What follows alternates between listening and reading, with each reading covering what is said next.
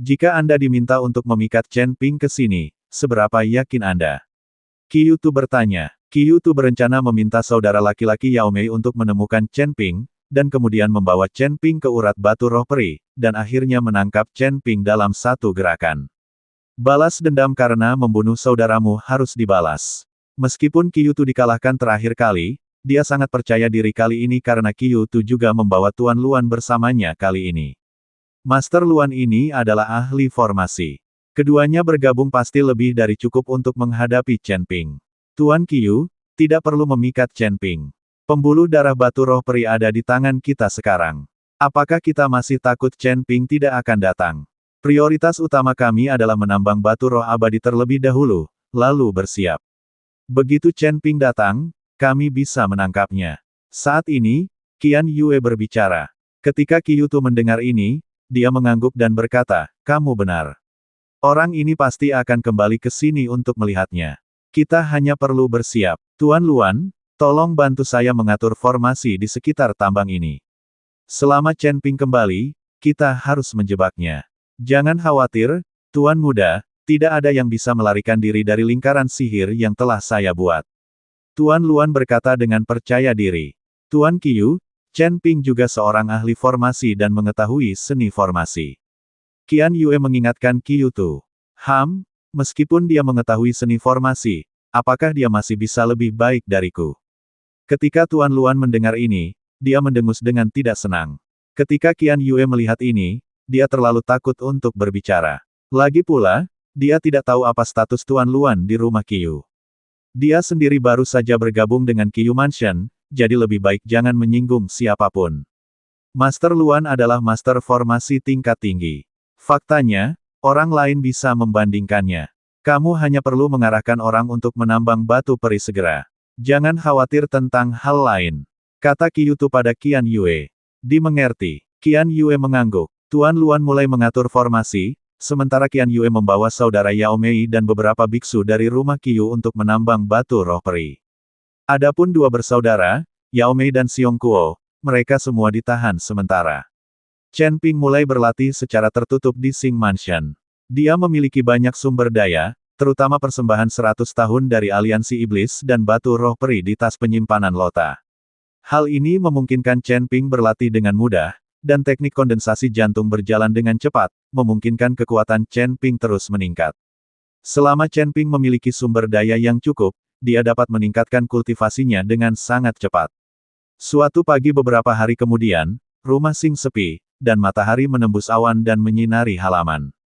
Chen Ping duduk bersila di ruangan yang sunyi, dikelilingi oleh fluktuasi energi spiritual yang samar-samar, napasnya panjang dan dalam, seolah-olah dia beresonansi dengan energi spiritual antara langit dan bumi. Saat kekuatan spiritual melonjak di tubuhnya, kekuatan kuat berkumpul di tubuhnya, berdampak pada hambatan kultivasi yang ada. Wajah Chen Ping terkadang menunjukkan rasa sakit, dan terkadang menunjukkan ketekunan dan pantang menyerah.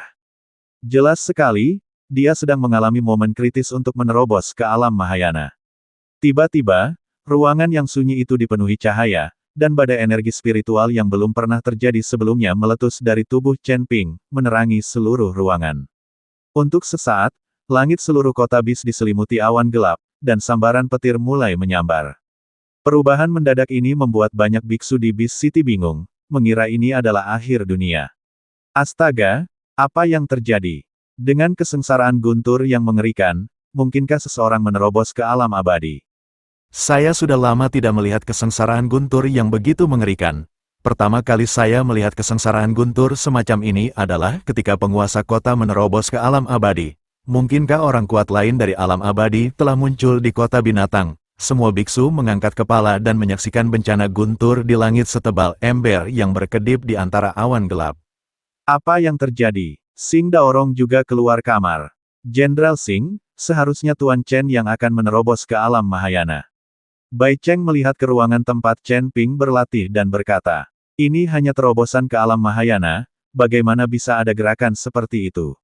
Xing Daorong sangat bingung. Lagi pula, ada banyak biksu alam Mahayana di kota binatang, dan biksu sering kali menerobos ke alam Mahayana, tetapi tidak ada yang membuat keributan saat menerobos ke alam Mahayana. Jenderal Xing, jangan lupa, Tuan Chen berasal dari klan naga, biksu klan naga sejati. Bai Cheng mengingatkan Xing Daorong. Xing Daorong berhenti berbicara, tetapi menatap awan guntur di langit. Langit seakan basah oleh tinta, dan awan gelap berkumpul dari segala arah menuju puncak gunung tempatnya berada. Setiap awan gelap seakan membawa beban yang sangat berat, membuat udara menjadi berat dan menyesakkan.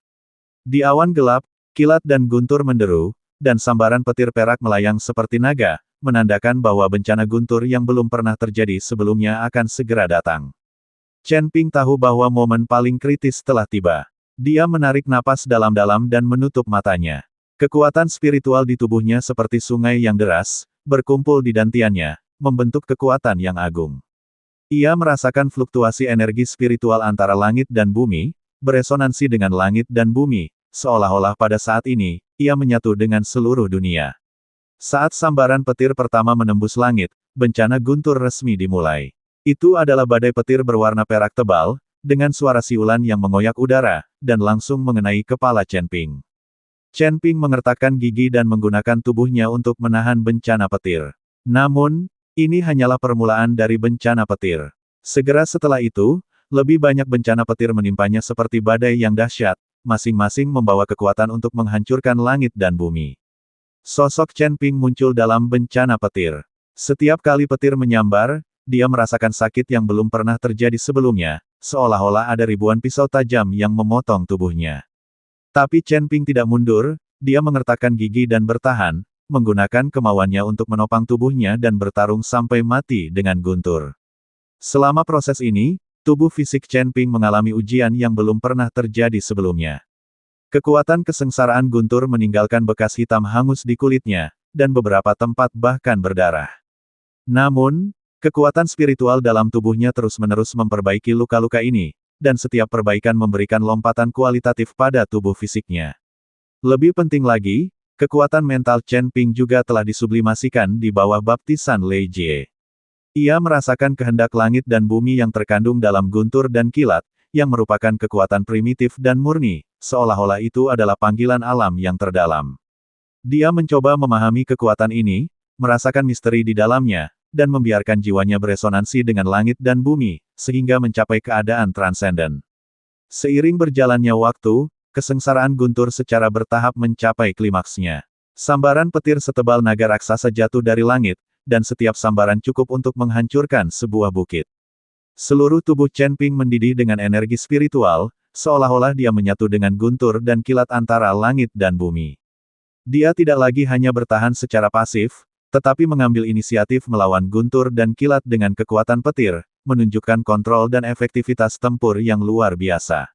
Akhirnya, setelah suara gemuruh yang memekakkan telinga, kilat terakhir menghilang di langit, dan awan guntur juga menyebar, menampakkan langit cerah yang sudah lama tidak terlihat. Rumah tempat Chen Ping berada telah lama menjadi abu, dan dia berdiri di sana, dengan pakaian compang camping dan rambut acak-acakan, tetapi matanya lebih cerah dan lebih dalam, seolah-olah dia telah menembus misteri langit dan bumi. Pada saat ini, hatinya dipenuhi dengan rasa kagum dan pemahaman akan kekuatan, kehidupan, serta langit dan bumi. Ledakan, bersamaan dengan raungan yang memekakkan telinga, aura di sekitar Chen Ping tiba-tiba meluas, seolah-olah akan menghancurkan seluruh dunia. Dalam sekejap, fluktuasi kekuatan spiritual di tubuhnya menyatu, tetapi ketenangan dan kedalaman lebih kuat dari sebelumnya, yang merupakan temperamen unik dari orang kuat di alam Mahayana. Mata Chen Ping bersinar dengan cahaya yang menyilaukan, yang merupakan kegembiraan dan kepercayaan diri setelah terobosan. Dia merasakan kekuatan yang melonjak di tubuhnya, dan senyuman puas muncul di bibirnya. Dia tahu bahwa dia akhirnya memasuki alam Mahayana, dan kekuatannya telah membuat lompatan kualitatif. Tuan Chen Ping, selamat telah menerobos ke alam Mahayana. Bai Cheng segera bergegas dan memberi selamat kepada Chen Ping. Chen Ping menerobos ke alam Mahayana. Hanya Bai Cheng yang tahu betapa hebatnya Chen Ping saat ini.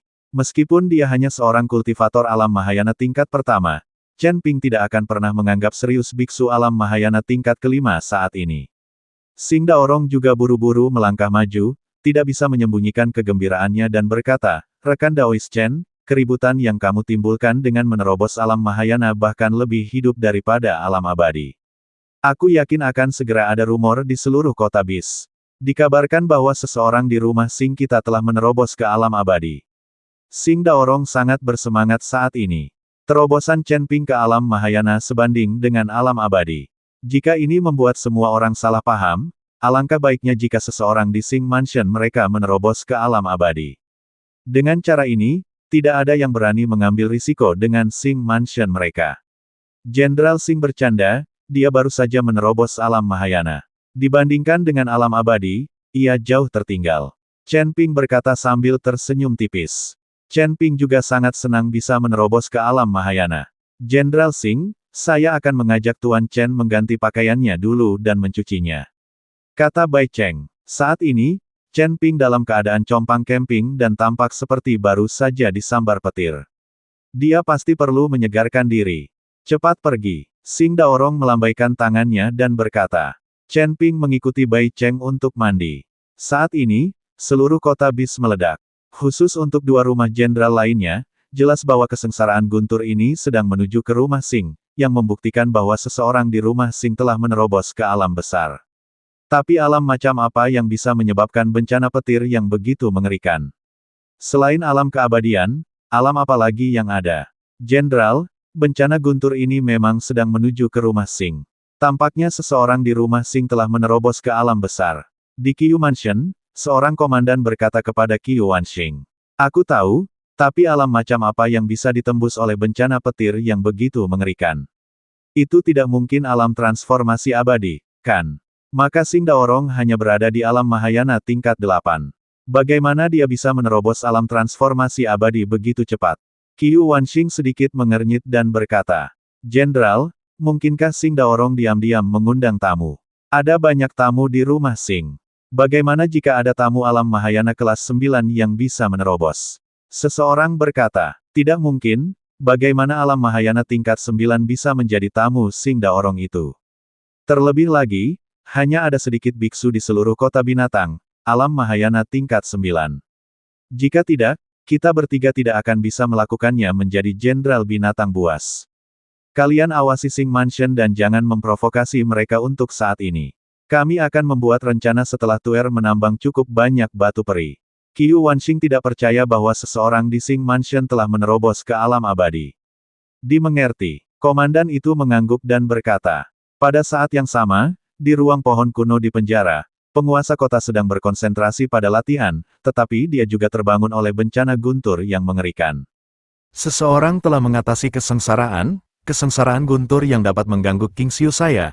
Mungkinkah seseorang telah menerobos ke alam abadi? Tuan kota sedikit mengernyit, dengan keraguan yang jelas di matanya, kota binatang telah disembunyikan selama ribuan tahun.